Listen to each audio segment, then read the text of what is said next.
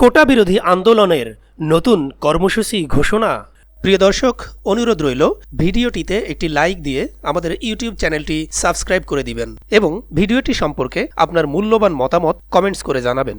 সরকারি চাকুরিতে কোটা ব্যবস্থা সংস্কারের দাবি বাস্তবায়নের লক্ষ্যে নতুন কর্মসূচি ঘোষণা করেছে বৈষম্য বিরোধী ছাত্র আন্দোলন।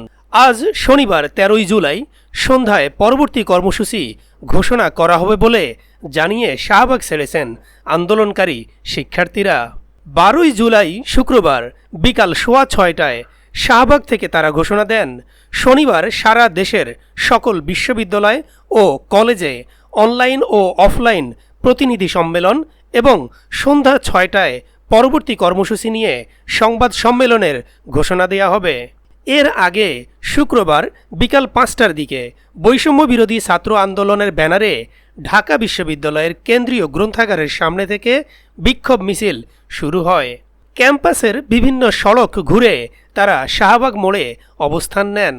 বৃহস্পতিবার বাংলা ব্লকেড কর্মসূচিতে দেশের বিভিন্ন বিশ্ববিদ্যালয়ের শিক্ষার্থীদের উপর পুলিশি হামলার প্রতিবাদে শুক্রবার বিক্ষোভ ও সমাবেশের ডাক দিয়েছিলেন তারা। সেটি বাস্তবায়ন করতেই শাহবাগে জড়ো হন। এদিকে ছাত্রলীগ নেতাকর্মীরাও দুপুরের পর ঢাবির মধুর ক্যান্টিনে জড়ো হতে থাকেন।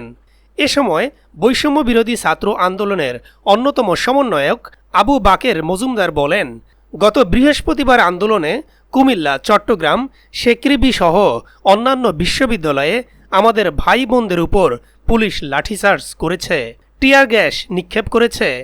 রাজশাহী বিশ্ববিদ্যালয়ের ক্ষমতাসীন ছাত্র সংগঠনের সভাপতি আমাদের সমন্বয়ককে চড়থাপ্পড়ও মেরেছে। আমরা এই হামলার তীব্র নিন্দা ও প্রতিবাদ জানাই। আমি সমন্বয়কদের অভয় দিয়ে বলতে চাই, কেউ যদি আমাদের উপর হামলা চালায় তাহলে আমরা তাদের বিরুদ্ধে সর্বাত্মক প্রতিরোধ গড়ে তুলব।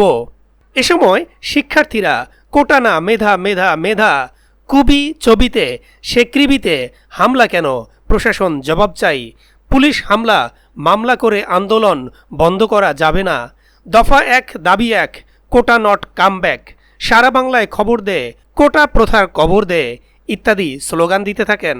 শিক্ষার্থীদের বর্তমান 1 দফা দাবি হল সব গ্রেডে সকল প্রকার অযৌক্তিক ও বৈষম্যমূলক কোটা বাতিল করে সংবিধানে উল্লিখিত অনগ্রসর গোষ্ঠীর জন্য কোটাকে ন্যূনতম পর্যায়ে এনে সংসদে আইন পাশ করে কোটা পদ্ধতিকে সংশোধন করতে হবে।